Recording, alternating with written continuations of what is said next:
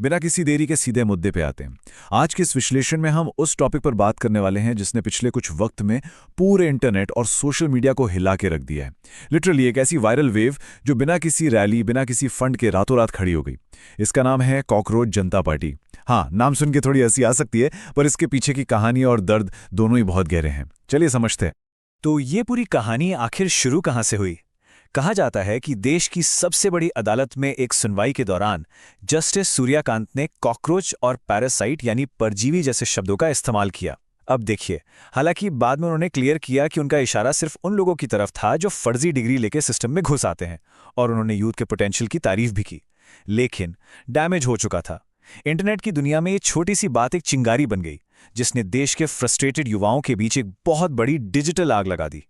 अब सबसे दिलचस्प सवाल यहाँ ये उठता है कि एक ऐसी बात जिसे अपमान समझा जा सकता था, वो अचानक से जेन जी के लिए एक बैज ऑफ ऑनर कैसे बन गई? मतलब एक इंसल्ट से सीधे इंटरनेट रेवोल्यूशन। सोचिए, इतिहास गवाह है कि जब भी किसी दबे हुए तबके को किसी नाम से चिढ़ाया जाता है, वो उसी नाम को अपना सबसे बड़ा हथियार बना लेते हैं। यहां भी बिल्कुल यही हुआ। तय किया गया कि अगर कॉकरोच कहा जा रहा है तो इसी नाम से एक ऐसा सिस्टम खड़ा होगा जो सबको हिला देगा।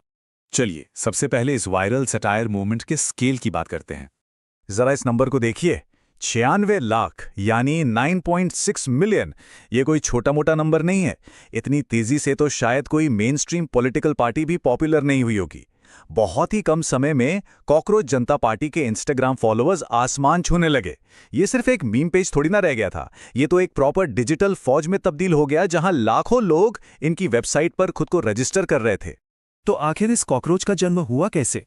इस मूवमेंट की शुरुआत की अभिजीत देवके ने, जो 30 साल के एक पब्लिक रिलेशंस के स्टूडेंट हैं। 16 मई को उन्होंने एक्स पर बस एक सिंपल सा गूगल फॉर्म शेयर किया और इस पार्टी को आलसियों और बेरोजगारों की आवाज घोषित कर दिया। और इनका हेडक्वार्टर कहाँ है? कोई बड़ी ऑफिस बिल्डिंग नहीं, बल्कि हर वो जगह जहां वाईफाई काम करता है। Absolutely genius. इनकी मेंबरशिप की शर्तें सुनेंगे तो मजा आ जाएगा। Pure satire. पार्टी का सदस्य बनने के लिए क्या चाहिए? पहला, पूरी तरह से बेरोजगार होना। दूसरा, भयंकर आलसी होना। तीसरा, इंटरनेट की जबरदस्त लत होना। और सबसे इंपॉर्टेंट, सिस्टम पर अपनी भड़ास निकालने में एकदम प्रोफेशनल होना। ये खुद पर हंसने का एक ऐसा लाजवाब तरीका था जिसने तुरंत लाखों युवाओं को एक साथ कनेक्ट कर दिया। और इसके बाद शुरू होती है घोषणा पत्रों या मैनिफेस्टोज की मजेदार जंग।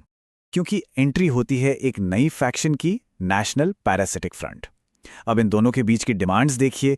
एक तरफ मिनिस्ट्री ऑफ रिस्क बनाने और गवर्नमेंट की मदद से मैच मेकिंग करवाने जैसी एकदम हिलेरियस मांगे दिखती हैं, लेकिन इसी मजाक के ठीक बीच में कुछ ऐसी सीरियस मांगे हैं जो सीधे सिस्टम पर चोट करती हैं। जैसे रिटायर्ड जजेस के राज्यसभा जाने पर रोक, दल बदल करने वाले नेताओं पर lifetime ban, NEET paper leak पर सख्त एक्शन और दागी सांसदों के केसेस 1 साल में निपटाना। मजाक के आवरण में लिपटी ये मांगे दरअसल वो चुपते हुए सवाल हैं जो आज का यूथ संसद से पूछना चाहता है। अब थोड़ा ठहरते हैं और इस सटायर के पीछे छिपे असली युवा संकट को गहराई से समझते हैं। पॉलिटिकल साइंस के एक्सपर्ट्स इस पूरे ट्रेंड को डार्क ह्यूमर पॉलिटिक्स का नाम दे रहे हैं।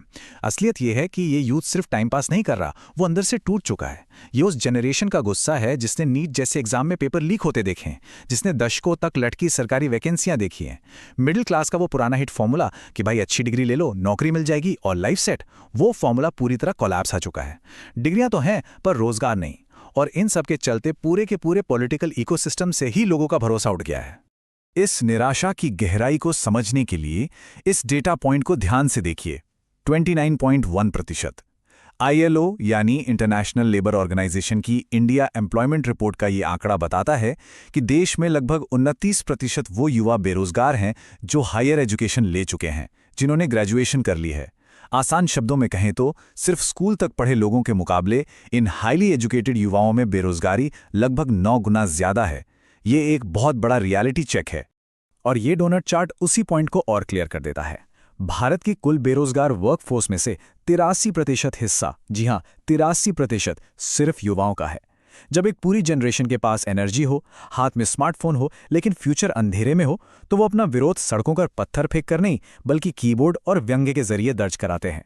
यही वजह है कि आज मीम्स और डार्क ह्यूमर प्रोटेस्ट का नया टूल बन गए हैं। तो अब आते हैं सबसे बड़े सवाल पर। क्या ये डिजिटल मूवमेंट सच में एक पॉलिटिकल हकीकत बन सकता है? कानूनी तौर पर देखा जाए तो राह इतनी आसान नहीं है। जन प्रतिनिधित्व अधिनियम 1951 के मुताबिक किसी भी पार्टी को रजिस्टर करने के लिए एक सख्त लीगल प्रोसेस से गुजरना होता है। पहले 30 दिन में चुनाव आयोग को एप्लीकेशन देना, कम से कम 100 रजिस्टर्ड वोटर्स जुटाना, 10,000 रुपए का डिमांड ड्राफ्ट, एक प्रॉपर लिखित संविधान और अखबारों में इसके गठन का प्रकाशन करना होता है।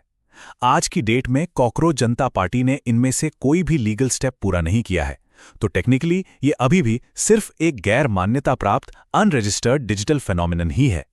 लेकिन इन सब के बावजूद हम एक बहुत ही सीरियस और उकसाने वाले सवाल पर आकर खड़े होते हैं। मान लीजिए आज ये एक मजाक है, एक सटायर है, पर जिस व्यंग ने रातों रात लगभग 1 करोड़ निराश और फ्रस्ट्रेटेड वोटर्स को इंटरनेट पर एक साथ ला दिया, सोचिए क्या होगा जिस दिन इस डार्क ह्यूमन ने स्क्रीन से बाहर निकलकर ऑफलाइन यानी जमीनी हकीकत में कदम रखने का फैसला कर लिया। क्या हमारी परंपरागत पार्टियां और सिस्टम इस नए कनेक्टेड और असंतुष्ट युवा वर्ग से डील करने के लिए तैयार हैं? इस विश्लेषण को हम इसी सवाल के साथ यहीं रोकते हैं।